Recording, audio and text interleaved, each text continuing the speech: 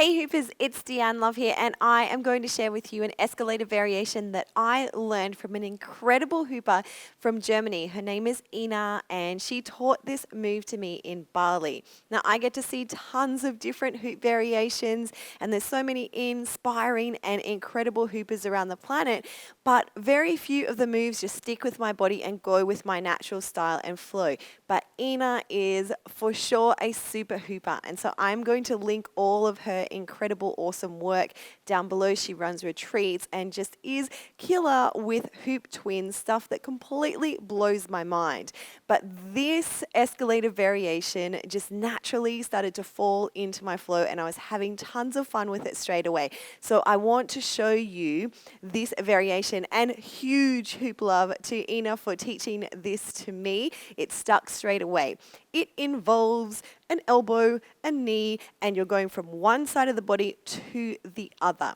Now, because I love this move so much, next week I am going to share a flow session that naturally comes into my hoop dance that includes this move.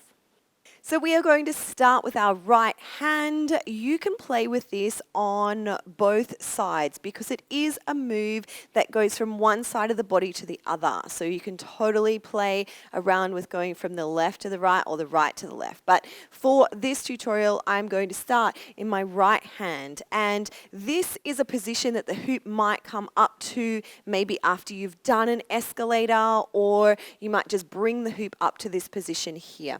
So my right wrist is facing forward, and what I am going to do is I'm going to take it over to my left elbow.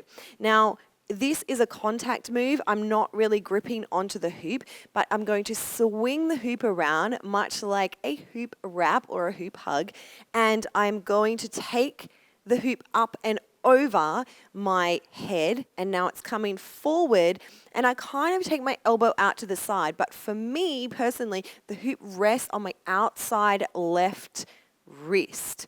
And then what happens is, as I take the hoop over to the side, I'm going to pick up my right knee, and in the crease of my right hip, I'm going to push the hoop, and it's going to, in its natural momentum as gravity takes it down, it's going to fall behind, but this knee pickup means that it's not going to fall to the ground, which is really important.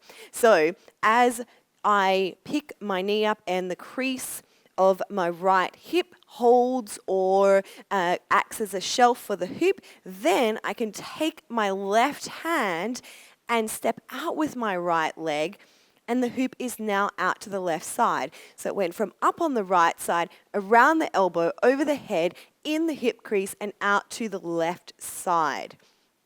So let's take a look at that a little bit faster. Wrapping forward on the elbow, push down, hip crease, step out. Now the hoop has a natural momentum, and you really don't want to interrupt that too much. You just want to find these contact points for it to find its own spiral.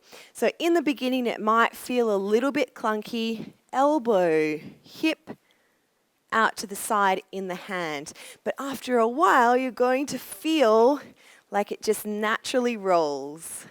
So again, huge thanks to Ina for sharing this variation. She has a lot of creative variations on a ton of different hoop moves.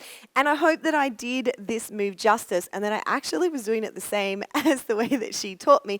But this is how it has come out in my body and my hoop dance flow. So I hope that you enjoy it too, and I hope that it inspires some new movement for you and your hoop.